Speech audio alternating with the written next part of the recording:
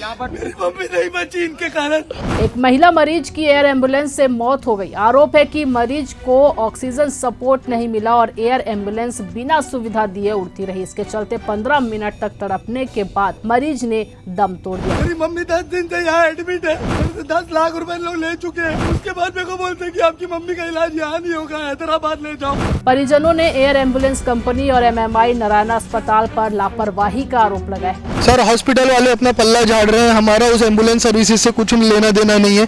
जबकि आप जाके वहाँ देखेंगे तो उनकी एम्बुलेंस सर्विसेज के पूरे बड़े बड़े वहाँ पोस्टर लगे। मामले में उन्होंने कहा है कि टिकरापारा पुलिस से ये शिकायत हुई है। साथ ही MMI नारायण अस्पताल और रेड एयर एम्बुलेंस के कर्मचारियों की लापरवाही से उनकी मां की मौत हो गई है।